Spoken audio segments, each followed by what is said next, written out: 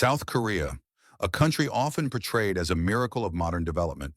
From war-torn ruins in the 1950s to one of the world's leading economies today, South Korea boasts towering skyscrapers, K-pop idols with global fan bases, and students who rank among the top in international tests.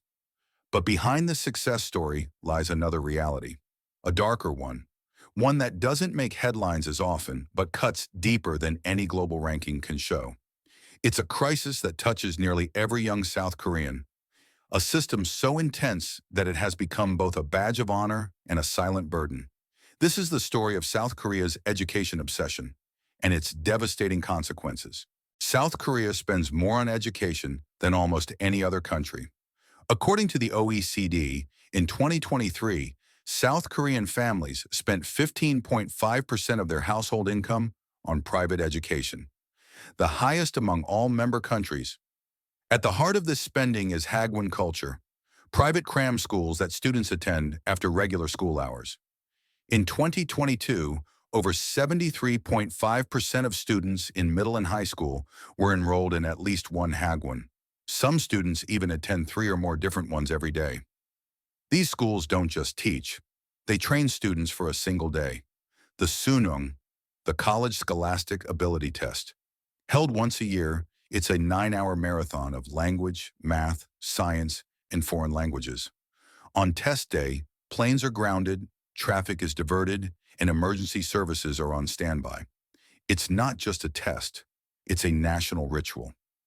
I studied 16 hours a day for 3 years. My life was on pause until Suneung ended. Minseo, 19.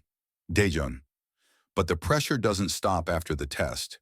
Admission to top universities, Seoul National, Yonsei, Korea University, determines not just education, but marriage prospects, job opportunities, and even social standing. And still, for many, the payoff never comes. In 2023, South Korea's youth unemployment rate hit 9.1%, over 3 times the national average. But the real number is higher. When counting discouraged workers in underemployment, nearly 24.6% of young people were economically inactive. This is the paradox. One of the most educated youth populations in the world, yet a labor market that can't absorb them. Big conglomerates, Samsung, LG, Hyundai, attract thousands of applicants per position. In 2022, Samsung received 1.2 million applications for just 7,000 jobs. Meanwhile, SMEs, which employ 83% of the private workforce, are shunned, seen as unstable and low status. There's also a misalignment between education and economic demand. More than 70% of university graduates earn degrees in social sciences, education, or business. But these fields account for only 27% of new job openings. Skilled trades and IT jobs go unfilled, while university grads queue up for white-collar jobs that barely exist.